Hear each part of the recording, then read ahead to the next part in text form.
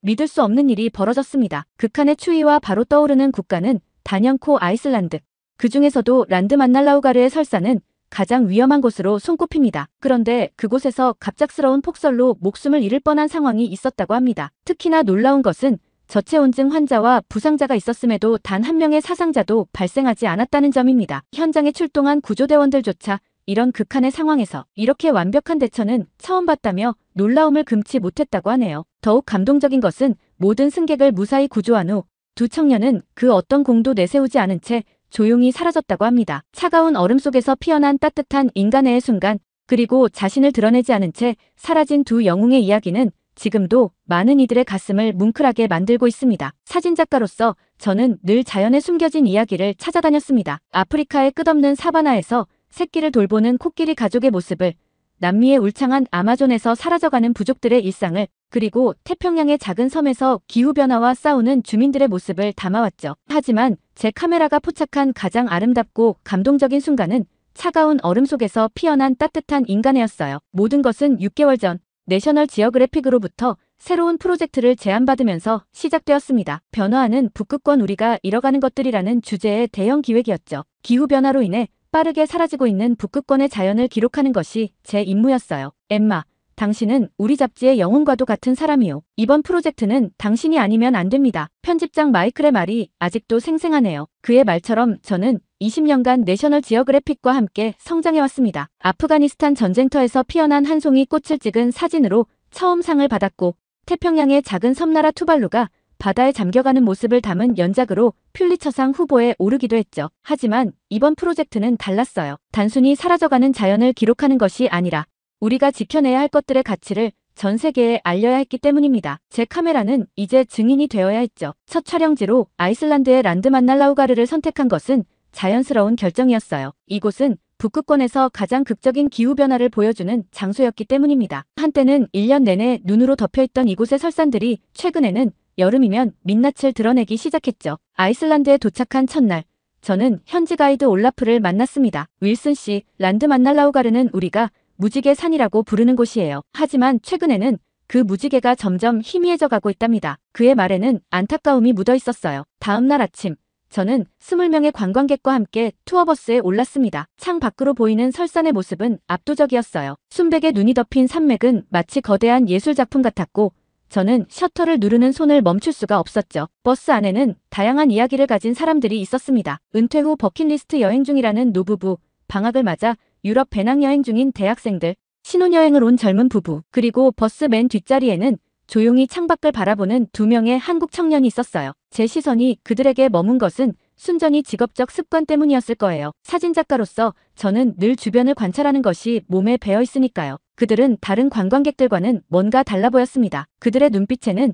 이곳의 자연을 바라보는 특별한 통찰력 같은 것이 있었죠. 당시에는 몰랐습니다. 그들이 곧 우리 모두의 운명을 바꾸게 될 거라는 것을요. 제가 찾던 것은 차가운 얼음과 눈이었지만 운명은 제게 전혀 다른 이야기를 준비하고 있었답니다. 하얀 설경이 끝없이 이어지는 창밖을 바라보며 저는 오늘의 촬영 계획을 검토하고 있었어요. 하지만 제가 곧 카메라로는 담을 수 없는 인생에서 가장 특별한 순간을 마주하게 될 거라는 것을 그때는 알지 못했죠. 이 프로젝트를 시작하기 전 편집부에서는 많은 자료를 준비해 주었어요. 북극권의 빙하가 녹는 속도, 생태계 변화, 그리고 이로 인한 전 지구적 영향까지. 하지만 제가 가장 관심을 가진 것은 아이슬란드 현지인들의 증언이었습니다. 저는 30년간 이곳의 변화를 지켜봐왔어요. 어렸을 때는 7월에도 스키를 탈 수 있었는데 이제는 한여름이면 설산이 눈물을 흘리듯 녹아내리죠. 현지 기상관측소의 요한손 박사의 말이 아직도 제 귀에 맴돌아요. 란드만날라우가르로 향하는 버스 안에서 저는 카메라 설정을 다시 한번 확인했습니다. 이번 촬영에서는 특별히 신경 쓰고 있는 부분이 있었어요. 바로 눈과 얼음이 녹아내리는 순간의 미세한 변화를 포착하는 것이었죠. 그것은 마치 지구의 눈물을 담는 것과 같았습니다. 버스가 고도를 높여갈수록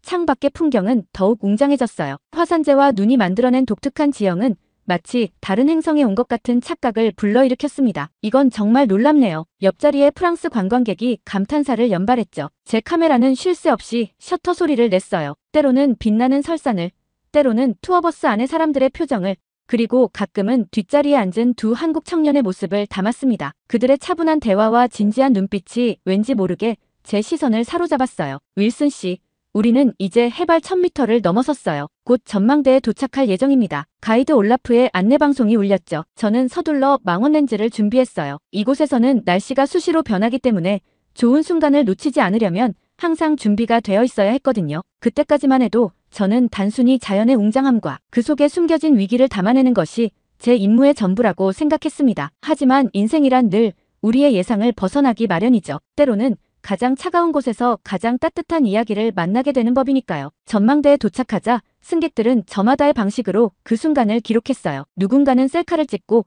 누군가는 감동의 탄성을 질렀죠. 그리고 저는 제가 포착하고 싶었던 완벽한 순간을 기다리고 있었답니다. 전망대에서의 촬영을 마치고 버스에 다시 올랐을 때까지만 해도 모든 것은 평화로워 보였습니다. 하지만 자연은 때때로 우리에게 예고 없이 찾아오곤 하죠. 이상하네요. 기상예보에는 없던 건데. 올라프의 중얼거림이 들렸어요. 창밖을 보니 갑자기 하늘이 잿빛으로 변하기 시작했습니다. 제가 수없이 봐왔던 폭풍이 오기 직전의 모습이었죠. 윌슨 씨, 이런 날씨는 처음 보신 거죠? 올라프가 제게 물었어요. 저는 고개를 저었습니다. 아니요. 히말라야에서 비슷한 경험이 있어요. 하지만 그때는 산장이 가까웠죠. 제 말이 끝나기도 전에 첫 번째 눈송이가 창문을 덮치기 시작했어요. 처음에는 하얀 꽃잎이 흩날리는 것처럼 아름다웠습니다. 저는 반사적으로 카메라를 들었죠. 하지만 불과 5분 만에 상황은 완전히 달라졌어요. 눈송이는 마치 벌떼처럼 거세져졌고 바람은 버스를 흔들기 시작했습니다. 모두 안전벨트를 꼭 매주시기 바랍니다. 올라프의 목소리가 긴장감으로 가득 찼어요. 버스는 속도를 늦추며 조심스럽게 하산을 시작했습니다. 창 밖으로는 이제 아무것도 보이지 않았죠. 마치 하얀 벽 속으로 들어가는 것 같았어요. 그때였습니다. 버스 엔진에서 이상한 소리가 나더니 갑자기 속도가 줄어들기 시작했어요. 안 돼. 올라프의 절망적인 한마디가 버스 안을 가득 채웠습니다. 버스는 겨우 갓길에 정차했고 올라프는 필사적으로 엔진을 다시 켜보려 했지만 소용없었어요. 더 큰 문제는 히터까지 고장이 났다는 거였죠. 밖은 영하 40도. 히터 없이 버티기에는 너무나 혹독한 추위였습니다. 진정하세요 모두. 구조 요청은 보냈습니다. 하지만 올라프가 잠시 말을 멈추었어요. 폭설로 인해 구조대가 오는데 최소 6시간은 걸릴 것 같습니다. 버스 안에 순간적인 정적이 흘렀어요. 그리고 곧 불안한 웅성거림이 시작됐죠. 제 옆자리의 프랑스 관광객은 손을 비비며 떨고 있었고 앞쪽의 노부부는 서로를 끌어안은 채 걱정스러운 표정을 짓고 있었습니다. 괜찮으세요? 제가 노부부에게 다가가 물었어요. 하지만 남편분의 얼굴이 점점 창백해지고 있었습니다. 저체온증의 초기 증상이 보이기 시작한 거죠. 더 큰 문제는 그때 발생했어요. 아파요. 버스 중간쯤에서 비명소리가 들렸습니다. 전망대에서 찍은 사진이 마음에 들지 않아 추가 촬영을 위해 서둘러 내렸다가 미끄러졌던 대학생이었어요. 당시에는 괜찮다고 했는데 추위가 심해지면서 발목 통증이 급격히 악화된 것 같았습니다. 저는 본능적으로 카메라를 들었어요. 위기의 순간을 기록하는 것이 제 직업이었으니까요. 하지만 곧 카메라를 내려놓았습니다. 지금은 사진작가가 아닌 한 인간으로서 현실을 마주해야 할 때였죠. 통신은 되나요? 누군가 올라프에게 물었어요. 그가 고개를 저었습니다. 기지국이 폭설의 영향을 받은 것 같습니다. 지금은 완전히 끊겼어요. 창문 틈으로 차가운 바람이 스며들기 시작했고 버스 안의 온도는 급격히 떨어져 갔습니다. 저는 제 가방에서 비상용 담요를 꺼냈어요. 하지만 20명의 승객을 위해서는 터무니없이 부족했죠. 이러다가 다 죽는 거 아닌가요?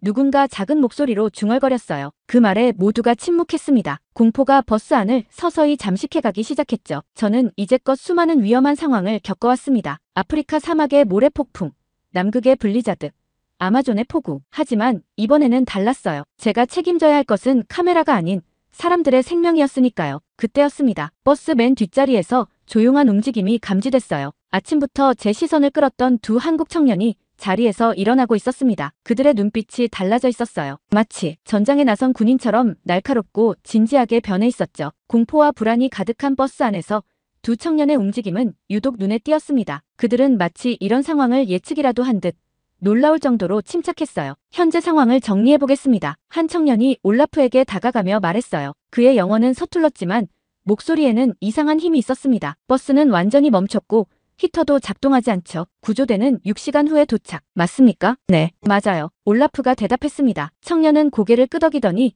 재빨리 메모를 하기 시작했어요. 그의 동료는 이미 버스 내부를 둘러보며 무언가를 체크하고 있었죠. 저는 본능적으로 카메라를 들었습니다. 20년의 경력이 말해주고 있었어요. 이것은 기록해야 할 순간이라고요. 셔터 소리가 울렸지만 두 청년은 전혀 신경 쓰지 않는 듯 했습니다. 저체온증 환자 한 분, 발목 부상자 1분, 그리고 현재 버스 내부 온도는 계속 떨어지고 있습니다. 첫 번째 청년이 말했어요. 창문 틈으로 찬 공기가 들어오고 있고 이대로라면 1시간 안에 심각한 상황이 올 수 있습니다. 그의 분석은 놀라울 정도로 정확했어요. 마치 전문 구조대원의 상황 보고 같았죠. 혹시 군인이신가요?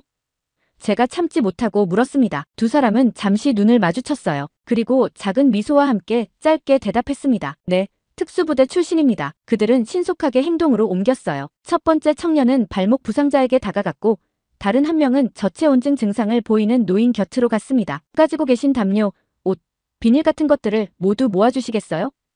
그들이 부탁했어요. 승객들은 순순히 따랐습니다. 그들의 목소리에는 뭔가 신뢰할 수 있는 힘이 있었거든요. 제 카메라는 계속해서 셔터를 눌렀습니다. 두 청년이 수집된 물품들을 효율적으로 분류하는 모습, 긴급 상황에 대비해 물과 음식을 계산하는 모습, 그리고 그들의 진지한 눈빛까지 모든 순간이 기록할 가치가 있었어요. 우선순위는 체온 유지입니다. 한 청년이 설명했어요. 저희가 가진 핫팩과 발열 도시락으로 최소한의 열원을 만들 수 있습니다. 그리고 비닐과 담요로 창문 틈새를 막아 찬 공기 유입을 줄여야 해요. 그들의 계획은 단순하면서도 효과적이었습니다. 특히 인상적이었던 것은 한정된 자원을 최대한 효율적으로 사용하는 방식이었어요. 이건 마치 전장의 서바이벌 훈련 같네요. 제가 중얼거렸어요. 그러자 한 청년이 빙그레 웃으며 대답했습니다. 맞아요. 하지만 이번에는 우리 모두가 함께 살아남아야 하는 전장이죠. 그들의 침착한 대처는 승객들에게 놀라운 영향을 미쳤어요. 처음에 공포와 불안은 조금씩 희망으로 바뀌어갔고 사람들은 서로를 돕기 시작했습니다. 저는 계속해서 셔터를 눌렀어요. 하지만 이번에는 단순한 기록을 위해서가 아니었습니다. 제가 포착하고 싶었던 것은 바로 이것이었어요. 극한의 상황에서 피어나는 인간의 용기와 희망, 그리고 서로를 향한 따뜻한 마음이었죠. 두 청년은 마치 오랜 시간 호흡을 맞춰온 듯 완벽한 팀워크를 보여주었습니다. 한 명이 리더십을 발휘하며 전체적인 상황을 통제할 때 다른 한 명은 세세한 부분까지 챙기며 보완했어요. 지금부터가 진짜 시작입니다. 그들이 말했어요. 6시간 함께 버티면 됩니다. 그들의 말에 모두가 고개를 끄덕였습니다. 저는 그제야 깨달았어요. 제가 찾던 진짜 이야기는 차가운 설산이 아닌 바로 이곳에 있었다는 것을요. 특히 인상적이었던 것은 그들의 리더십이었어요. 어떤 강압이나 명령도 없었지만 자연스럽게 모든 승객들이 그들의 지시를 따르게 되었습니다. 버스를 세 구역으로 나누겠습니다. 한 청년이 설명했어요. 응급환자 구역, 체온 유지가 필요한 노약자 구역, 그리고 나머지 분들을 위한 일반 구역으로요. 이렇게 하면 제한된 자원을 더 효율적으로 사용할 수 있습니다. 저는 그들이 군인 출신이라는 것이 더욱 분명하게 느껴졌어요. 상황을 분석하고 대처하는 방식, 자원을 분배하는 기준, 그리고 무엇보다 위기 상황에서도 흔들리지 않는 침착함까지 모든 것이 전문적인 훈련을 받은 사람들의 모습이었죠. 윌슨 씨, 한 청년이 제게 다가왔어요. 혹시 카메라 플래시를 비상등으로 사용해도 될까요? 배터리는 충분하신가요? 저는 깜짝 놀랐습니다. 제 카메라의 플래시를 비상신호용으로 생각해낸 것이었어요. 네, 배터리는 충분해요. 하지만 왜 구조대가 올 때를 대비해서요. 폭설이 심해지면 우리 위치를 찾기 어려울 수 있거든요. 주기적으로 플래시를 터뜨리면 위치 파악이 쉬워질 겁니다. 그들은 정말 모든 것을 생각하고 있었어요. 저는 그들의 모습을 담으며 생각했습니다. 내셔널 지오그래픽이 찾던 것은 바로 이런 이야기였을지도 모르겠네. 극한의 자연 속에서 인간은 어떻게 살아남는가? 그리고 그 과정에서 우리는 어떤 모습을 보여주는가? 제 카메라는 이제 자연의 위험이 아닌 그것을 이겨내는 인간의 의지를 담고 있었어요. 두 청년의 차분한 목소리가 계속해서 버스 안을 채웠습니다. 그들은 마치 오래전부터 이런 상황을 준비해온 것처럼 모든 순간에 적절히 대처해 나갔어요. 그리고 저는 계속해서 셔터를 눌렀습니다. 때로는 사진작가가 기록해야 할 순간이 있기 마련이니까요. 이것은 분명 그런 순간이었습니다. 두 청년의 체계적인 지휘 아래 버스 안의 분위기는 조금씩 달라지기 시작했어요. 공포와 절망이 지배하던 공간에 작은 희망의 불씨가 피어나기 시작한 거죠. 여러분, 지금부터 특별한 식사 시간을 가지려고 합니다. 한 청년이 배낭에서 즉석 도시락을 꺼내며 말했어요. 그의 목소리에는 따뜻한 미소가 담겨 있었죠. 한국의 비상식량인데 이건 마법 같은 음식이에요. 물만 부으면 스스로 열을 내거든요. 저는 카메라 렌즈를 통해 그 순간을 담았습니다. 차가운 버스 안에서 따뜻한 증기가 피어오르는 모습, 그리고 그 주위로 모여드는 사람들의 표정까지. 그것은 마치 한 편의 영화 같았어요. 이게 어떻게 가능한 거죠? 프랑스 관광객이 신기해하며 물었습니다. 군대에서 자주 사용하는 거예요. 발열제의 화학 반응을 이용한 건데. 청년은 잠시 말을 멈추더니 웃으며 덧붙였어요. 사실 자세한 원리는 저도 잘 몰라요. 그냥 맛있게 드시면 됩니다. 그의 유머러스한 대답에 버스 안에 잠시 웃음이 퍼졌습니다. 비록 작은 양이었지만 따뜻한 음식은 우리 모두에게 큰 위안이 되었어요. 다른 청년은 발목 부상자의 치료에 집중하고 있었습니다. 우산이요?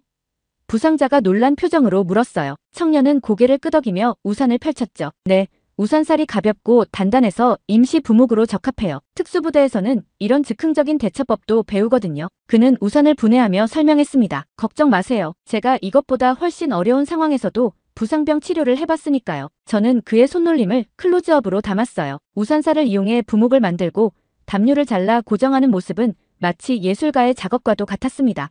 그리고 이건 우리의 비밀 무기예요. 첫 번째 청년이 핫팩 상자를 들어보이며 말했습니다. 한국의 겨울을 이겨내는 필수품이죠. 손바닥만 한 크기지만 몇 시간이고 따뜻함을 유지해줄 거예요. 그들은 효율적으로 핫팩을 분배했어요. 저체온증 환자에게 가장 많은 양을, 그 다음으로 노약자들에게, 그리고 나머지는 다른 승객들에게. 모든 것이 완벽한 계산 아래 이루어졌습니다. 이제 우리만의 난방 시스템을 만들어 볼까요?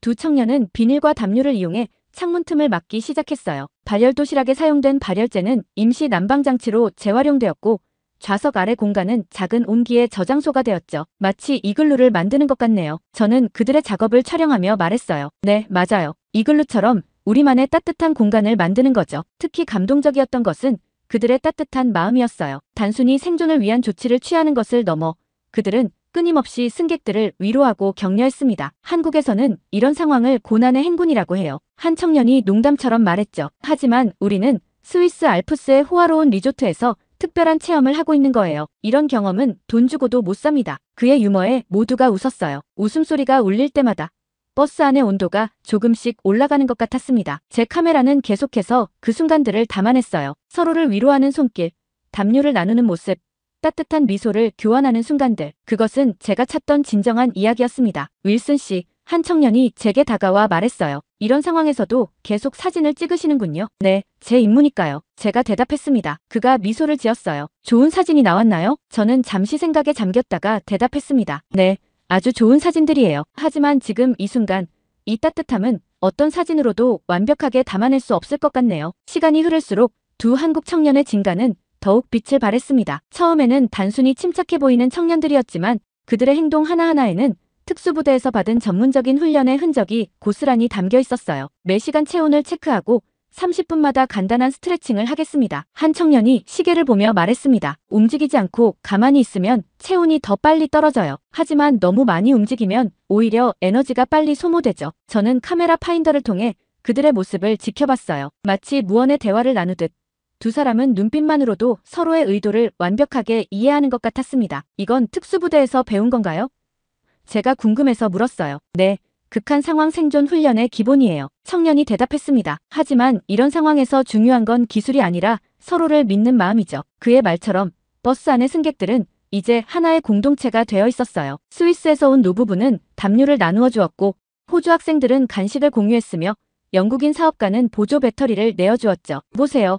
한 청년이 제게 속삭였어요. 이게 바로 인간의 진짜 모습이에요. 위기 속에서 우리는 더 강해지고 더 따뜻해지죠. 저는 그의 말에 깊이 공감했습니다. 제가 찍은 수많은 사진들 중에서도 이렇게 인간의 본질을 담아낸 순간은 많지 않았으니까요. 특히 감동적이었던 건 발목 부상으로 고통받던 대학생을 위해 승객들이 자발적으로 나서서 도왔던 순간이었어요. 누군가는 노래를 불러주었고 다른 이는 재미있는 이야기로 고통을 잊게 해주었죠. 이거 봐요.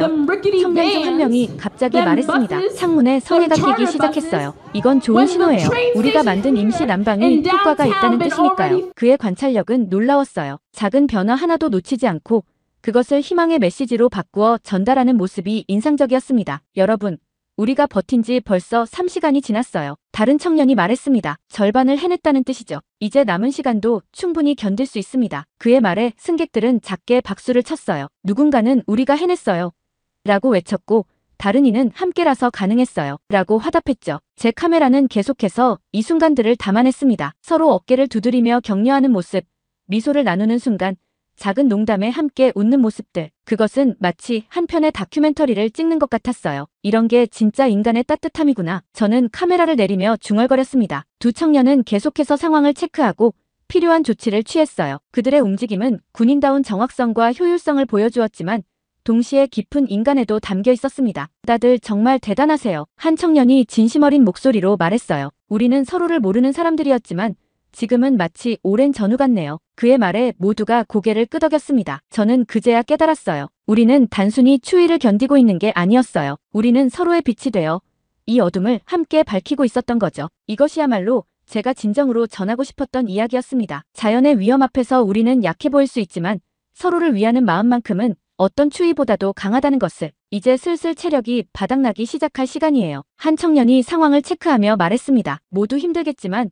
이럴 때일수록 정신력이 중요합니다. 그리고 그들은 놀라운 제안을 했어요. 모두가 돌아가며 자신의 이야기를 하자는 거였죠. 단순한 대화가 아니라 서로를 알아가고 힘이 되어주는 시간을 만들자는 의도였습니다. 저는 특전사 출신입니다. 한 청년이 먼저 입을 열었어요. 극한의 상황에서 생존하는 훈련을 받았죠. 하지만 지금 이 순간처럼 의미 있는 경험은 처음이에요. 여러분 모두가 놀랍도록 용감하시네요. 다른 청년도 이어서 말했습니다. 우리는 이미 반은 성공했어요. 남은 시간도 분명 이겨낼 수 있습니다. 지금 우리가 보여주는 모습이야말로 진정한 인간의 강인함 아닐까요? 그들의 진심 어린 말에 승객들은 큰 위로를 받았어요. 저는 그 순간을 놓치지 않고 카메라에 담았습니다. 서로를 바라보는 따뜻한 눈빛들, 고개를 끄덕이며 공감하는 모습들. 엠마, 당신도 한 말씀 해주세요. 누군가가 제게 말을 걸었어요. 사진작가의 눈으로 보는 우리는 어떤가요? 저는 잠시 생각에 잠겼다가 대답했습니다. 제가 지금까지 찍은 그 어떤 사진보다도 이 순간이 가장 아름답네요. 우리가 보여준 이 모습이야말로 진정한 인류의 희망이 아닐까요? 밖에서는 여전히 눈보라가 휘몰아치고 있었지만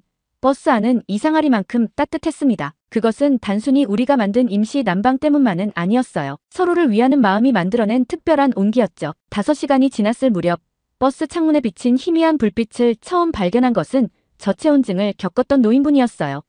저기 빛이 보여요. 모두의 시선이 창 밖으로 향했습니다. 멀리서 구조대의 서치라이트가 눈보라를 뚫고 우리를 향해 다가오고 있었어요. 제 카메라의 플래시가 신호등 역할을 해준 덕분이었죠. 진정하세요 모두. 한국 청년이 차분하게 말했습니다. 아직 끝난 게 아니에요. 질서 있게 대피해야 합니다. 우선 응급 환자부터. 그들은 마지막 순간까지도 완벽한 통제력을 보여주었어요. 누가 먼저 구조되어야 하는지, 어떤 순서로 이동해야 하는지 모든 것이 이미 계획되어 있었죠. 구조대원들이 버스 문을 열었을 때 그들은 놀란 표정을 감추지 못했어요. 극한의 상황에서 이렇게 질서정연하게 정리된 모습은 처음이라고 했죠. 이건 정말 놀랍네요. 구조대장이 말했습니다. 발목 부상자의 응급처치도 완벽하고 저체온증 환자 관리도 전문가 수준입니다. 누가 이런 조치를 취한 건가요? 모두가 뒷자리에 두 청년을 가리켰지만 그들은 겸손하게 고개를 저었어요. 우리 모두가 함께 했을 뿐입니다. 특별히 누구 한 명의 공이 아니에요. 구조 작업은 신속하게 진행되었습니다. 응급 환자들이 먼저 이송되었고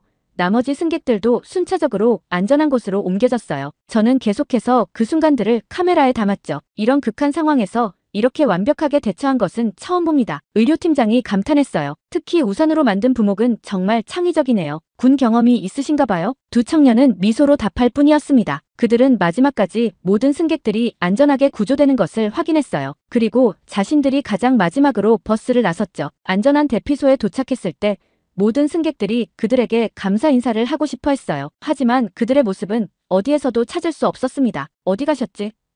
올라프가 주변을 둘러보며 말했어요. 아직 감사 인사도 제대로 못했는데 저는 그들이 떠난 이유를 알 것 같았어요. 그들에게는 이런 상황이 특별하지 않았던 거죠. 그저 자신들이 마땅히 해야 할 일을 한 것뿐이라고 생각했던 거예요. 의료진의 체크를 받으면서도 저는 계속해서 카메라를 들여다보았습니다. 제가 찍은 수백 장의 사진 속에는 인간의 가장 아름다운 모습이 담겨 있었어요. 위기 속에서 피어난 용기, 서로를 위하는 마음, 그리고 겸손한 영웅들의 모습까지. 이번 일은 정말 특별한 경험이었어요. 구조대장이 제게 말했습니다. 20년 넘게 구조 활동을 해왔지만 이런 케이스는 처음이에요. 보통은 극한 상황에서 사람들이 패닉에 빠지기 마련인데 정말 놀랍네요. 저는 고개를 끄덕였어요. 네, 정말 특별했죠. 하지만 가장 특별했던 건 자신들의 공을 내세우지 않고 조용히 사라진 그들의 모습이었어요. 마지막으로 찍은 사진은 눈보라 속으로 걸어가는 두 청년의 뒷모습이었습니다. 흐릿하고 초점도 제대로 맞지 않은 사진이었지만 그것은 제가 그날 찍은 사진들 중 가장 의미 있는 한 장이 되었어요. 그들은 그렇게 사라졌습니다. 마치 처음부터 없었던 사람들처럼